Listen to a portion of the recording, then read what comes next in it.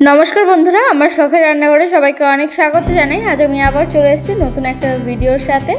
আশা করি সবাই খুব ভালো আছেন, সুস্থ আছেন। আজকের রেসিপির নাম হচ্ছে, খুব হেলদি একটা রেসিপি হতে চলেছে আজকের রেসিপিটা।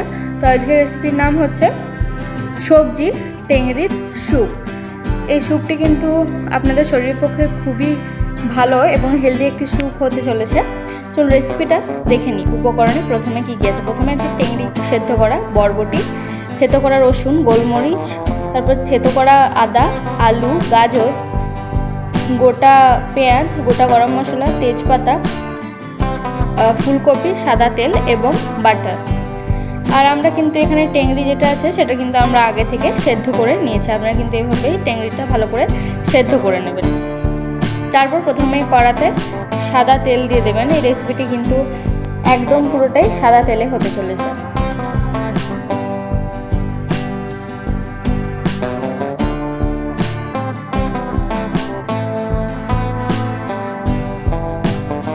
সাদা তেল একটু যখন দেখবেন গরম হয়ে আসবে তখন আমরা কিন্তু তেজপাতাগুলো দেবো। এখন তেলটা কিন্তু গরম হচ্ছে। তেল কিন্তু গরম হয়ে গেছে। এবার কিন্তু আমরা 4টে মতো তেজপাতা দিয়ে দিলাম। আর তেজপাতার সাথে আমরা এখানে অ্যাড করব গরম মশলা। গরম মশলার মধ্যে আছে এলাচ, দারচিনি, লবঙ্গ। আর তারপর দেওয়ার পর, গরম মশলা দেওয়ার পর আমরা কিন্তু এখানে দিয়ে দিলাম পেঁয়াজ, গোটা পেঁয়াজ। তারপর দিয়ে দিলাম আলু। আলু দেওয়ার পর দেব ফুলকপি। ফুলকপির পর একটু নেড়ে নেওয়ার পর আমরা দেব গাজর। দেওয়ার পর আমরা কিন্তু ভালোভাবে নেড়ে নেব। সবজিগুলো তেলের সাথে ভালোভাবে নাড়াচাড়া করে নেব। নাড়াচাড়া করার পর আমরা দিয়ে দিলাম বরবটি। দেওয়ার পর আরও কিন্তু আমরা আবার ভালো করে নাড়াচাড়া করে নেব সবজিগুলোকে।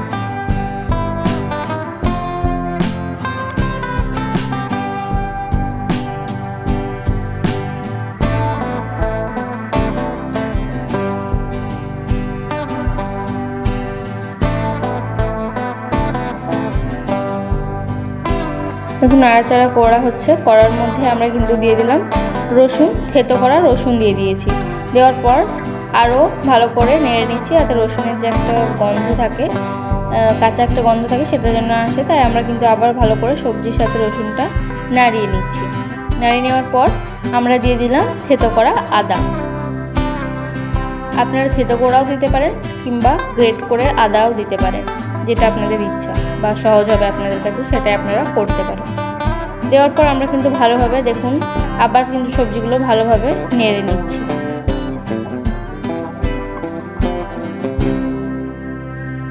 এতে পরিমাণ মতো কিন্তু আমরা নুন দিচ্ছি, যাতে সবজিটা সেদ্ধ হয়।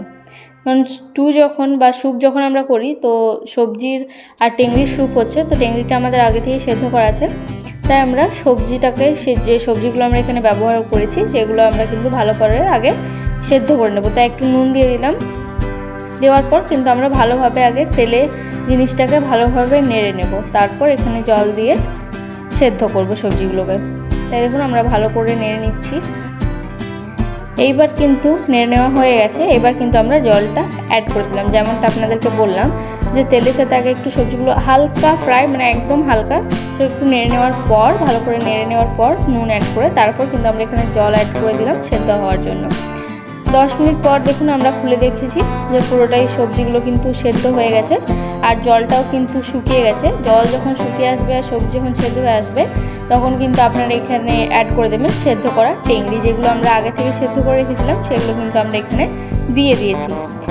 আর বলে রাখি, টেংরিটা যদি আপনারা প্রথম থেকেই সেদ্ধ করে রাখতে পারেন তাহলে কিন্তু আপনাদের রান্নাটা সহজ হবে।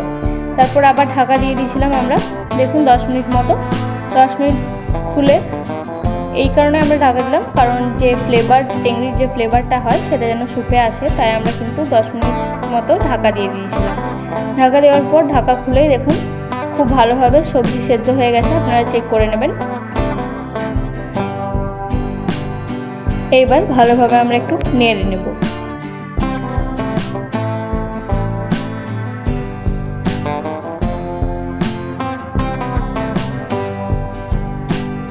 একটু ফুটছে, একটু ফুটতে থাকুক।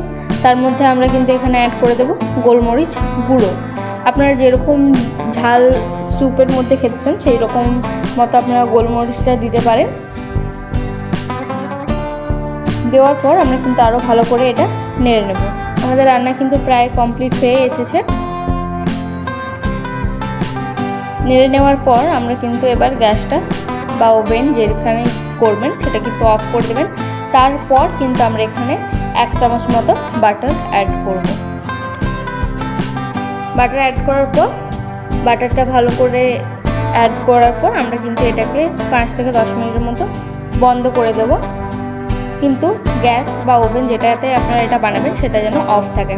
দেখুন আমাদের সবজি ও টেংরির স্যুপ কিন্তু একদম রেডি। ভালো লাগলে অবশ্যই like, comment, share and subscribe করতে ভুলবেন না। আর আমার চ্যানেলটি কেমন লাগছে অবশ্যই কমেন্ট করে জানাবেন। আর আমার চ্যানেল যদি নতুন হয়ে থাকেন তাহলে অবশ্যই like, comment, share and subscribe করতে ভুলবেন না। আজ আসি, আবার আসবো নতুন কোনো ভিডিওর সাথে। ততদিনের জন্য ভালো থাকবেন, সুস্থ থাকবেন। Bye, stay tuned.